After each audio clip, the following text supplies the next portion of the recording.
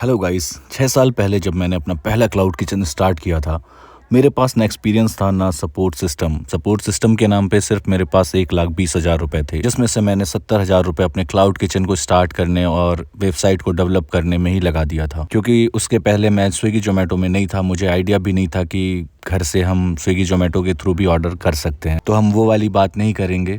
जब हम 2021 में पहुंच गए, स्विगी जोमेटो में ऑनबोर्डिंग हो गई, उसके बाद की बात करते हैं। तो जब मैंने स्टार्ट किया था तो मतलब हर किसी का सपना होता है ना, फूड बिजनेस एक बार स्टार्ट करने का सोचते ही हैं। तो मैंने भी वैसे ही सोचा था कुछ। बाय द वे बता दूं, उसके पहले मैं रियल एस्टेट में काम करता था एंड उसके पहले भी मैं उत्तराखंड में जॉब करता था। एंड जब मैं स्टार्ट कर रहा था तो मैं भी यही सोचता था कि कैसे स्टार्ट होगा, कितना खर्चा आएगा, ऑर्डर आएंगे या नहीं। और शायद आप भी यही सोच रहे होंगे। तो इस वीडियो में मैं किसी को इन्फ्लुएंस नहीं करूंगा, मैं सिर्फ अपनी स्टोरी बता रहा हूँ। शायद कोई कनेक्ट कर पाएगा तो उसके लिए थोड़ा ईजी हो जाएगा। अब चूंकि मैं अपनी कहानी तो सुनाऊंगा ही, साथ में आपको एक क्लियर प्लान दूंगा ताकि आप इस बिजनेस को कैसे स्टार्ट कर सकते हो और एक हेल्दी इनकम जनरेट कर सकते हो। तो पहले बात करते हैं क्लाउड किचन होता क्या है। वैसे तो कई वीडियो में मैंने बता के रखा हुआ है। क्लाउड किचन एक ऐसा बिजनेस है जिसमें आपको एक फैंसी रेस्टोरेंट की जरूरत नहीं होती है। एक स्मॉल रेंटेड स्पेस या घर का एक पोर्शन भी इनफ होता है।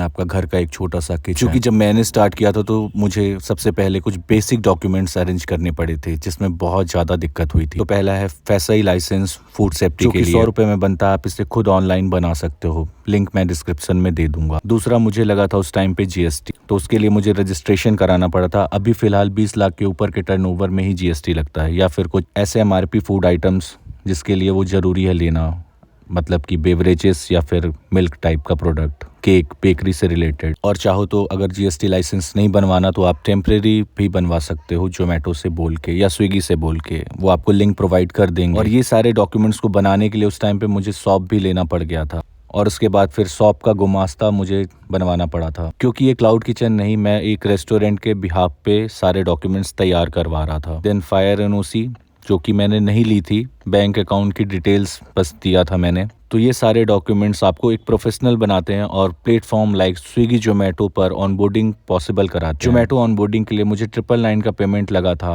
अब शायद मुझे एक बार में ही पे करना पड़ा था उस टाइम पे। और अब 1799 मतलब 1799 रुपये लगते हैं, जो आपके पे आउट से डिडक्ट होते हैं 5 बार में 1 महीने के अंदर। एंड उसके बाद मुझे मेन्यू बनाना पड़ा, प्राइसिंग बनानी पड़ी कि कैसे मुझे इसे सारी चीज़ों को सेल करना है, किस प्राइस पॉइंट में सेल करना है। उस टाइम मुझे उतना आइडिया था नहीं, लेकिन धीरे धीरे फिर हो गया, क्योंकि ऑफर भी हमारे साइड से ही जाते थे। अच्छा, उस टाइम ज़्यादा अच्छा था, 60-120 का सबसे बड़ा डिस्काउंट माना जाता था। कस्टमर ज़्यादा किचकिच नहीं करता था। अब हाइप इतनी ज़्यादा हो गई है, इतने सारे रेस्टोरेंट, इतने सारे क्लाउड किचन हो गए हैं कि बिना ऑफर के आपको सरवाइव करना बड़ा टफ है भाई। तो फोटो लगाने के बाद बढ़िया सी आपकी एक बेसिक ब्रांडिंग क्रिएट हो जाती है स्विगी या जोमेटो पर। अब चूंकि मैं वेबसाइट के थ्रू करता था तो मेरे रिपीटेड कस्टमर ऑलरेडी थे, तो फिर अपनी वेबसाइट से कई कस्टमर को मैंने स्विगी जोमेटो पे लेके आया कि अब आप यहाँ से ऑर्डर करना। और सच बोलूँ तो पहले महीने ऑर्डर्स थोड़ा कम थे, ठीक ठाक थे। जो मेरे वेबसाइट के कस्टमर थे वही ऑर्डर करते थे, लेकिन हाँ, मुझे डे 1 से वेट नहीं करना पड़ा।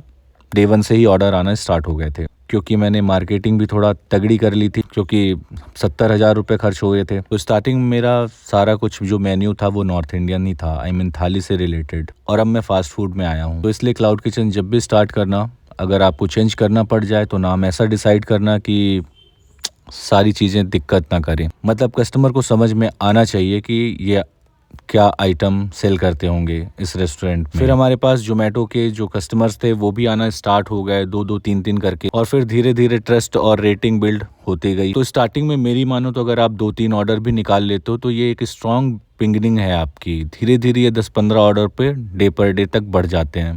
मतलब कि मुझे याद है 3 महीने थोड़ा सा ऐसे ही रफ एंड टफ टाइप की चीजें चल रही थी, लेकिन जब कस्टमर रिव्यू रेटिंग देता था तो मोटिवेशन आ जाता था। क्योंकि कस्टमर ने लिखा था, दिस इज द बेस्ट थाली I have had in my area. फिर बस यहीं से मोमेंटम बिल्ड हुआ। ये एक प्रूफ था कि पेशेंस और क्वालिटी काम करती है।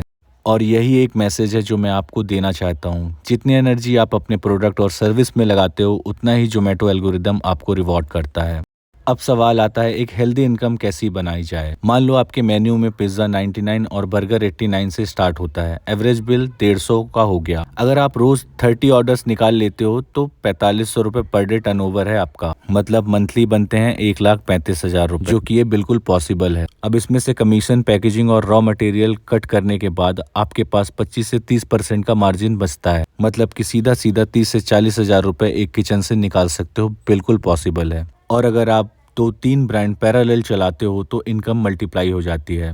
लेकिन एक छोटी सी गलती सबसे बड़ी होती है, लोग ये सोचते हैं कि एक महीने में ही लाखों बन जाएंगे। हर बिजनेस की तरह ये बिजनेस भी पेशेंस मांगता है। मैं कहूंगा कि पहले एक ब्रांड को सस्टेन करो, फिर एक्सपेंड करो। जैसा कि अब मुझे जोमेटो बोलने लग गया है कि आप एक दूसरा ब्रांड भी स्टार्ट करो। तो दोस्तों, मैं एक बात मानता हूँ, क्लाउड किचन सिर्फ एक बिजनेस नहीं, एक टेस्ट है आपके पेशेंस और डिसिप्लिन का। मैंने भी लोन, स्ट्रगल, लॉस सब देखा है। कई बार लगा कि बंद कर दूं, लेकिन जब भी एक नया कस्टमर 5 स्टार रेटिंग देता है ना, तो लगता है कि रिमाइंडर होता है कि यार मेहनत सही डायरेक्शन में जा रही है। तो आज जो भी मुझे सक्सेस मिली है, मैं यही कहूँगा सबकी तरह ही कि मैंने हार नहीं मानी और बाकी उन लोगों से सीखा और अपने प्लान को रिफाइन किया और एक छोटी छोटी गलतियों से भी सीखा। और आपको भी वही करना है। शुरू में ऑर्डर कम हो सकते हैं, लॉस भी हो सकता है, लेकिन ये एक लर्निंग फेस है। अगर आप टिके रहे तो एक दिन ये बिजनेस आपको एक स्टेबल हेल्दी इनकम देगा। तो अगर आप भी एक क्लाउड किचन स्टार्ट करने का सोच रहे हो तो डरना मत। डॉक्यूमेंट्स रेडी करो, जोमेटो पे ऑन बोर्ड हो और अपने प्रोडक्ट को बेस्ट बनाओ। ऑर्डर आएंगे धीरे धीरे,